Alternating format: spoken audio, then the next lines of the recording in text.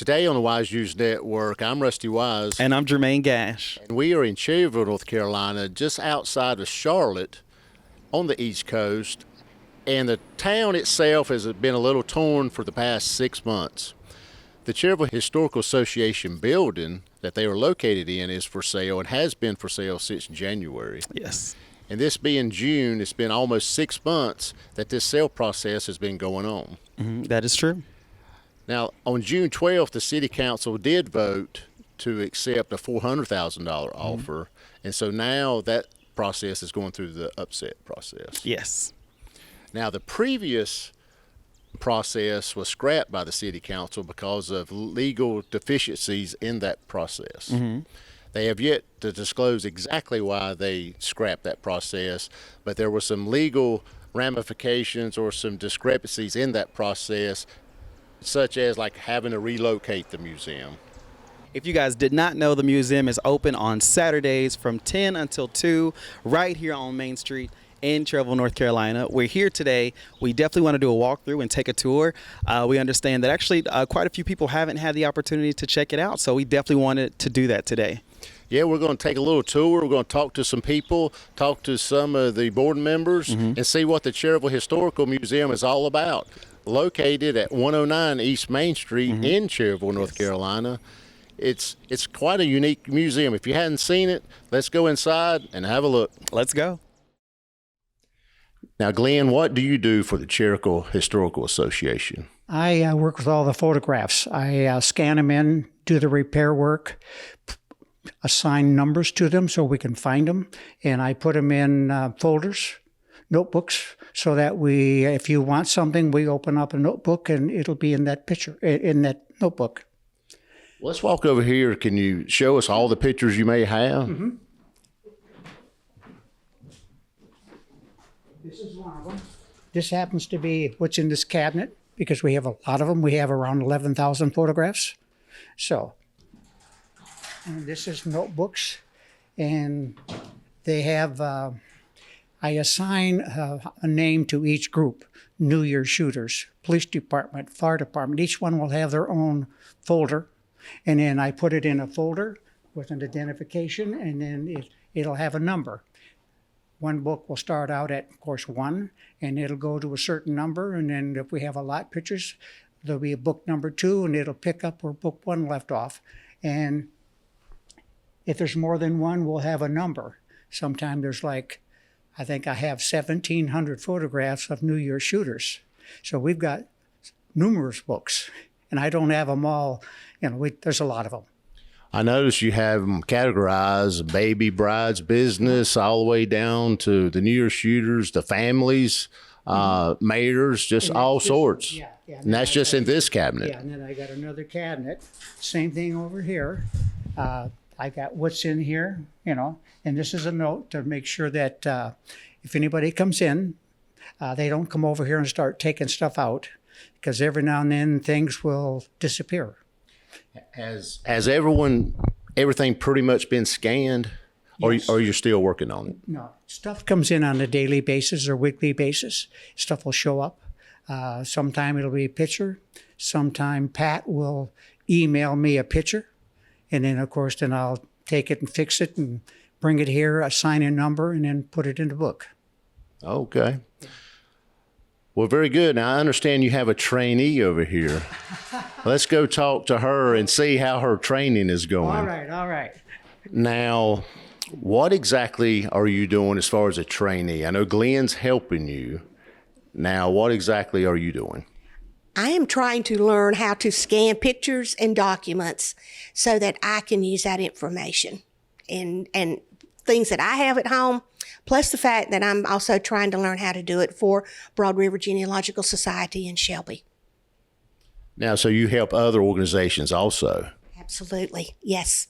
I come up here, I go to Broad River, I go to the Mount Holly Historical Society also.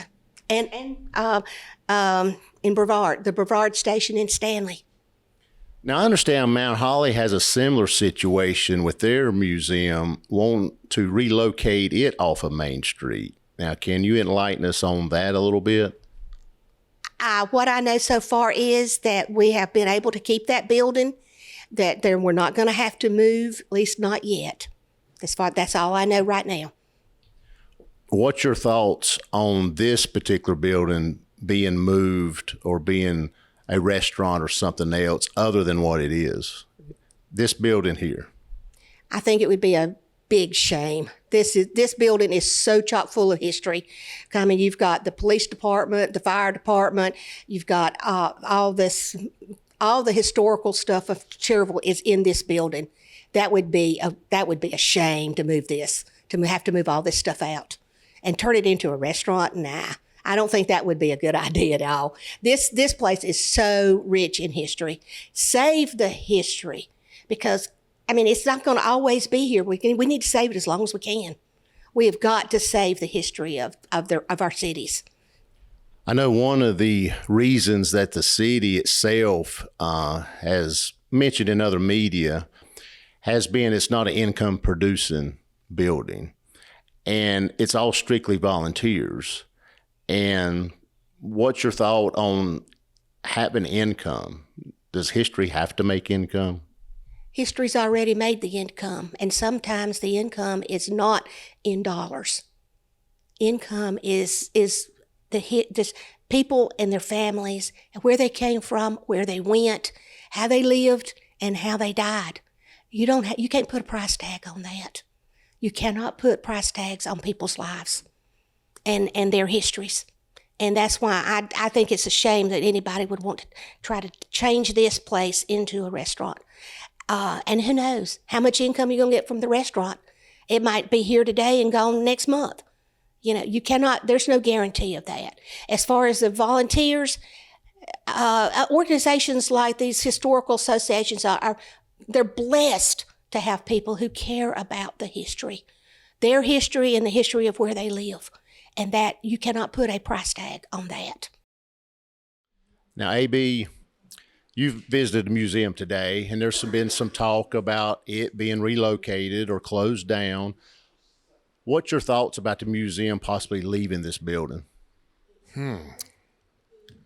Gosh, it's been here so long. I just think it ought to just stay here. We could do something different about something else that needs to go here, I guess, or the thoughts about that. But I think it's just this old fire department, what it started out as, I guess, wasn't it? Yeah, this was the original fire department, city hall, police department, courtroom, city offices built in 1911. Well, all that combined, I guess I think it should stay like that, stay here like that. I know one of the reasons they say they want to basically move it or abolish the museum is it's not open enough. It's only open 10 to 2. And what's your thoughts? Do you think it needs to be open more? What's your thoughts on that? Well, it's probably not feasible to have a paid person to do it. If you could just get more volunteers to come around Cherryville that thinks it ought to stay here to help out with some times during the day that they could afford to put into it. Now, have you been through the whole museum? All but upstairs. So you're getting ready to go upstairs, I guess, and take a tour of that. I guess, yeah.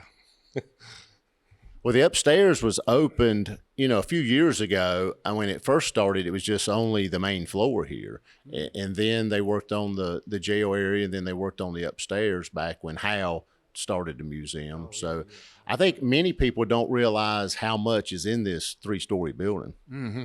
I noticed downstairs there's a lot of stuff that needs to go somewhere. It's just down, more or less stored down there. And have you been downstairs lately? Just today, yeah. Oh, have you? The old jail section. Oh, yeah. Mm-hmm.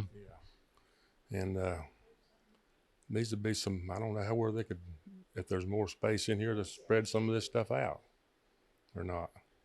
Well, there's a lot of rich history here, and you've lived in Cherryville all your life. Mm-hmm.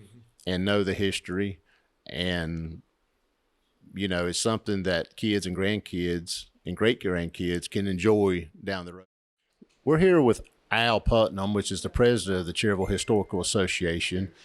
And last Saturday, you had an encounter with one of the city council members, I understand. I certainly did. Council member John Abernathy walked into or opened the door, stuck his head in, and says, "Well, aren't y'all going to be open regular hours anymore?" And then he talked about, says, well, we were here. The mayor and I came down here, and we couldn't get in. We saw Pat leave and lock the door at 9:30, but y'all weren't open. So, and this was around 11, a little after 11 a.m. with it. Well, we had a couple of museum volunteers and guests in here, and one lady popped her head around the corner and said that no, I've been here since 9:30. Now I was upstairs, but we've been here. So words back and forth a little bit, and I just pretty shocked that he would come off that negative and pointing fingers at things like that, because he doesn't show up to help with the museum. Now, I had no idea who this person was, but I saw someone at the front door, and he looked very upset about something. And quite frankly, I thought it was a little inappropriate for someone of that age. I didn't even know how old he was, but he almost looked like he was trying to run into or grab the door or something. I don't know. I didn't know what was going on, and I didn't know anything because I'd been up here working, and so I kind of got caught in that. And like I said, I did not know who he was. I found out later who he was, but at that moment in time, I did not know. But he did look very upset, very angry. I heard words, but it didn't make sense. But I think I heard someone say, "No, we were here, and we were here last week." But see, I didn't know what was going on, but I think that's what I heard. well, it's my understanding that John Abernathy, the councilman, who that was, and he contacted us to do a story that the museum possibly was closed last week. And so I think he came back to see if it was open, and I believe that was the individual you're speaking of. That may have been. I don't know that to be a fact, but yes, I did hear something say about it being closed, and I told him I was here last Saturday morning about 9:30, but we were working upstairs. Now, what time they opened, I did not know, but I said, no, it was not closed. I told them it was not closed, because when we came downstairs, there were people downstairs. And there was two gentlemen who had been upstairs looking at all the pictures and enjoying the museum. That's what it's here for. Now, we spoke to Pat Sherrill, the museum director, and she said that she had to run home for a few minutes and actually locked the door for like 5 minutes.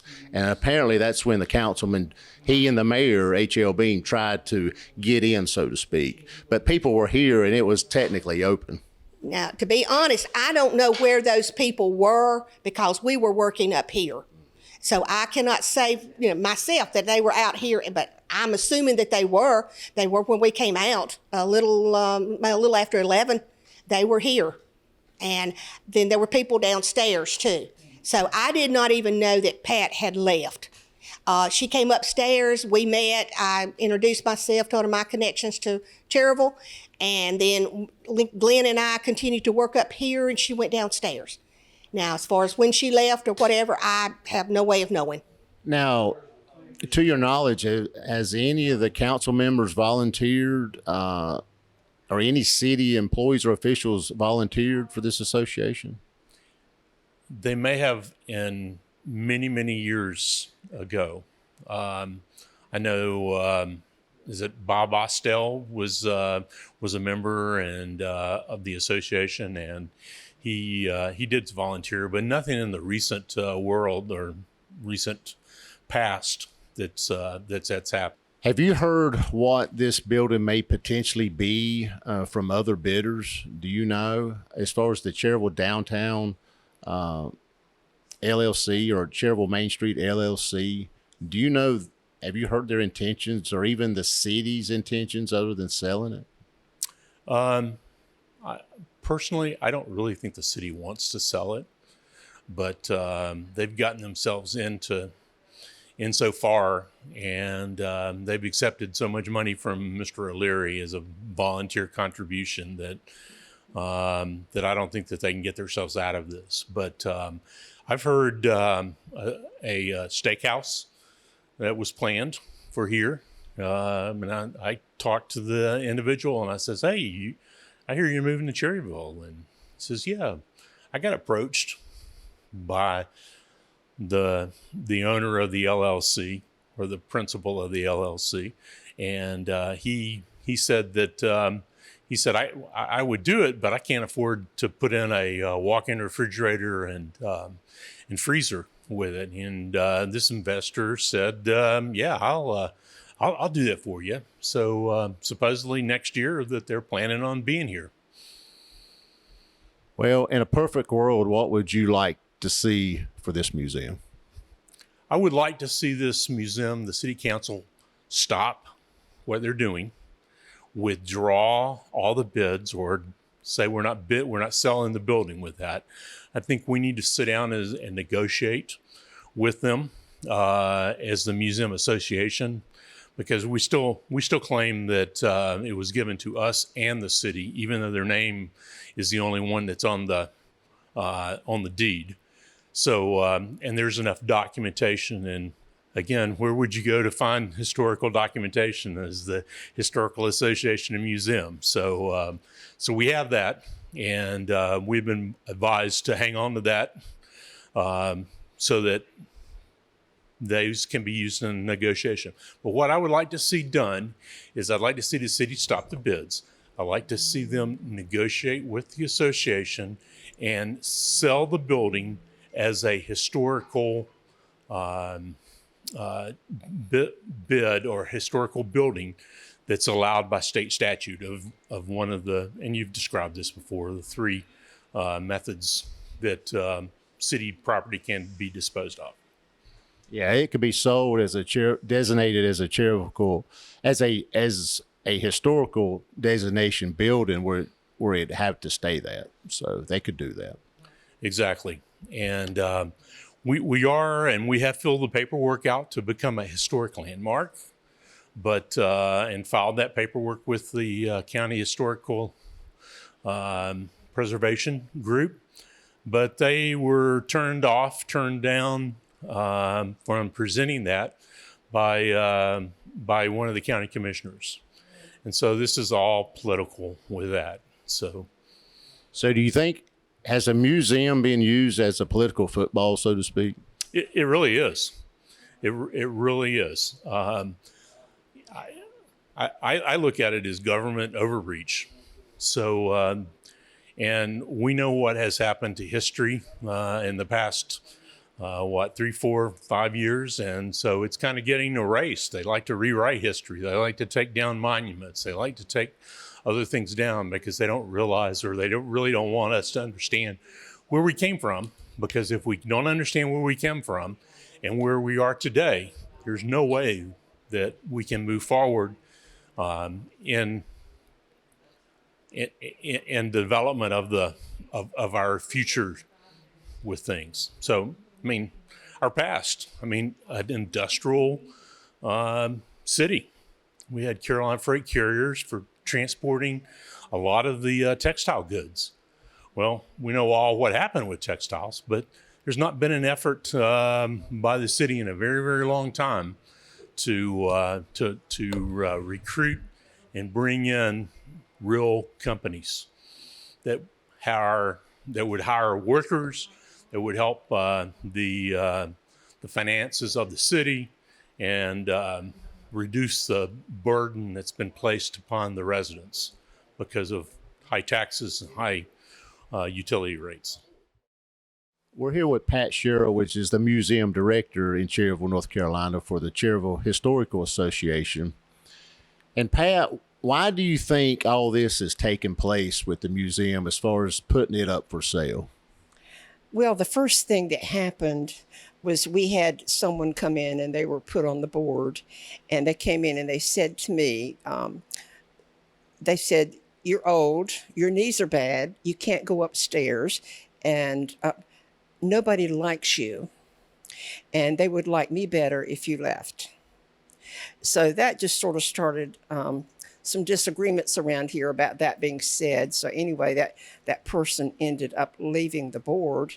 And so then what happened after that, the city came to the next board meeting, and they said, we understand you're not getting along, was what their description. You're not getting along.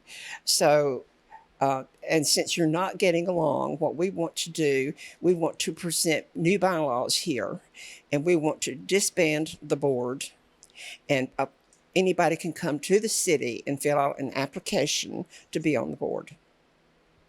And those were our choices. So basically, it was a situation that they thought they were trying to get rid of you, basically, because of your age? Well, this one person did say, you're old, you need to leave. So no one else said that but that one person. But, we were told the board needs to leave. We've got new bylaws, and you can come to the city and fill out an application to come back. Now, I understand you're trying to get it on the national or the state register of historical places.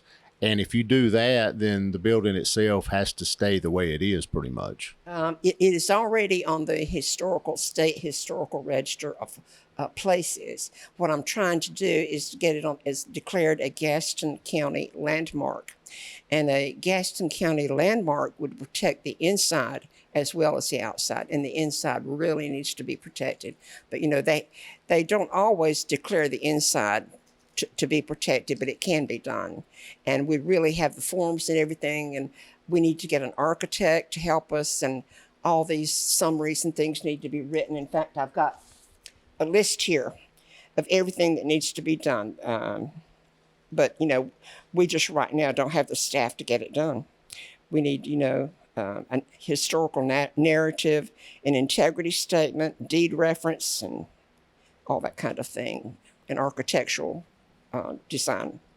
And I haven't found anybody who will help us with that yet. Now, in a perfect world, what would you like to see happen to the museum? I would like to see the museum stay where it is. It's been here forever. There have been a lot of people, Hal Strapp, who started here, and he's really was the one responsible for getting done. And the Beam family were responsible for the building being here. And the museum has done a lot for this building. When we first got this building, the floor in here was a dirt floor.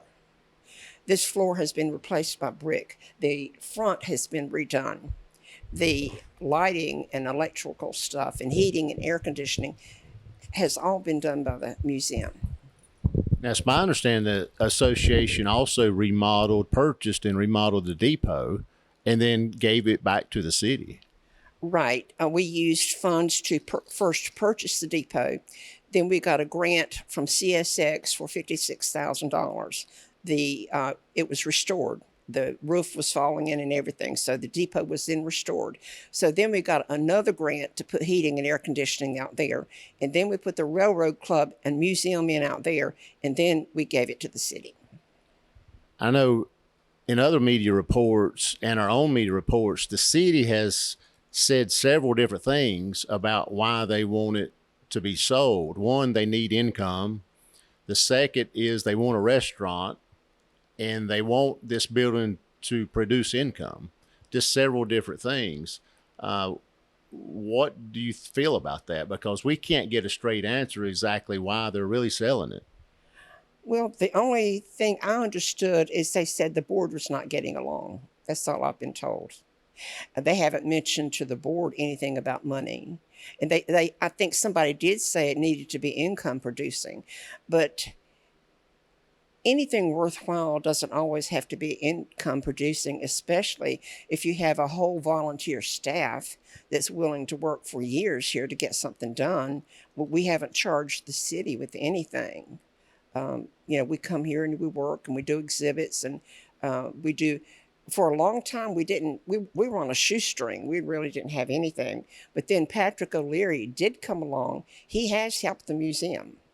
He absolutely has. And without him, some of these exhibits wouldn't be done. And then Bob Barker came along and he gave us money to do the basement. He said, whatever else we need to do. If Patrick O'Leary's helped the museum. I know he's been one of the bidders that keeps raising the price, but it's technically and basically split the city. Why do you think he would do that? Well, I guess I do feel like anybody who bids has a right to bid. Um, I don't know if their requirements are still the same, that if the museum has to move, that the person has to provide us with a space or not. I don't know if that's because our lease will be up in a certain period and it has to be provided for that period. I'm not sure. We really haven't been given any information. Well, I think the latest bid notice says that you do not have to move the museum now. So they took that part out. Yes. And I think per state statutes and some other legalities, they could not do that anyway. And I think that's one of the reasons why they scrapped the whole bid process, because it did not meet state law. Well, I didn't know why they were doing it. I assumed that they were doing it because our lease probably gives a certain date that we have to be, something has to be done. Well, we've tried to interview other parties, but they will not exactly say what they're going to do with the building. We still try to get that information, but they have not released that.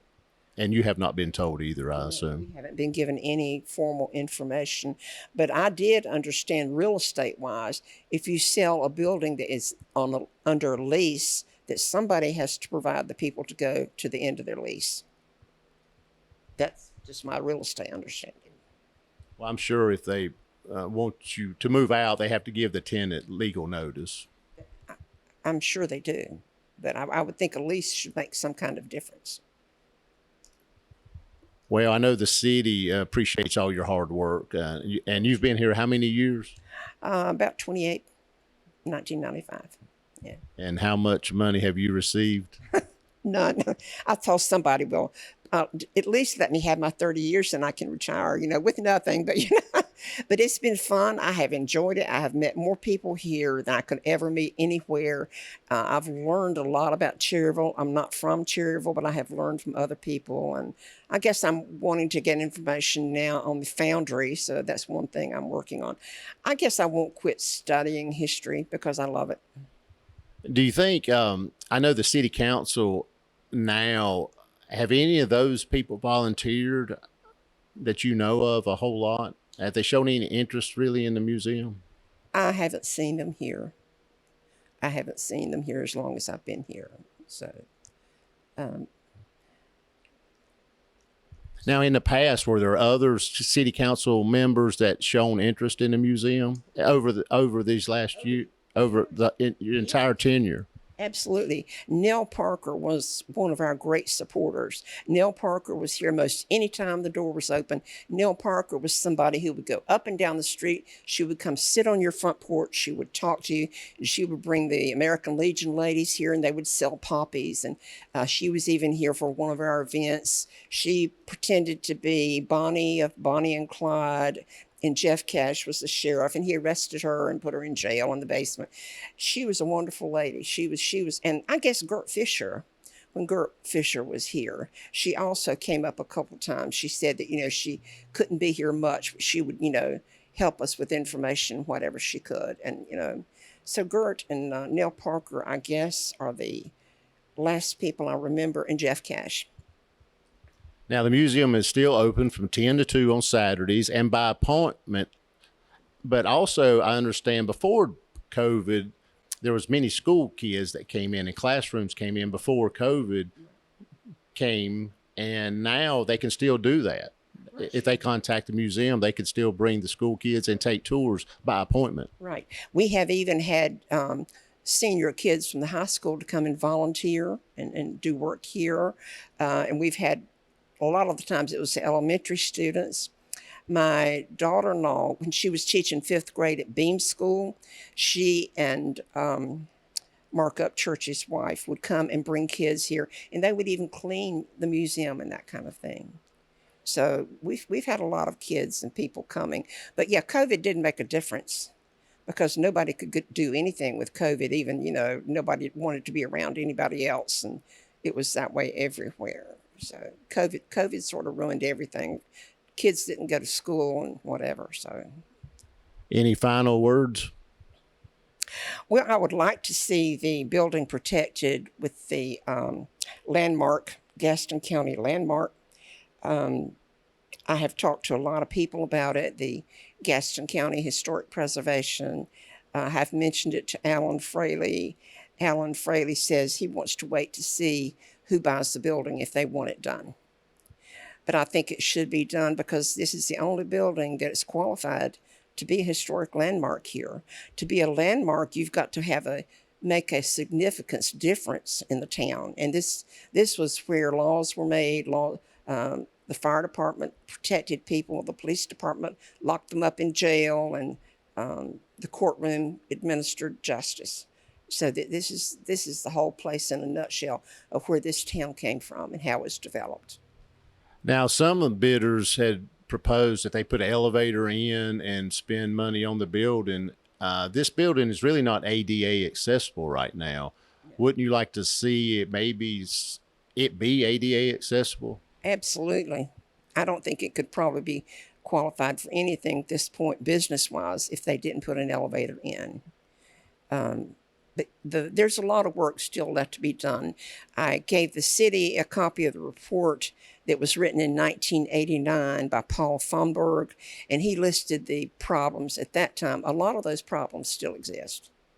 A lot of the wall damage and that sort of stuff, that's still here. So that needs to be done because it's peeling and whatever at the back. So, but those are the things that need to be done. And I do think the historic landmark for Cherryville will be the only building that can qualify.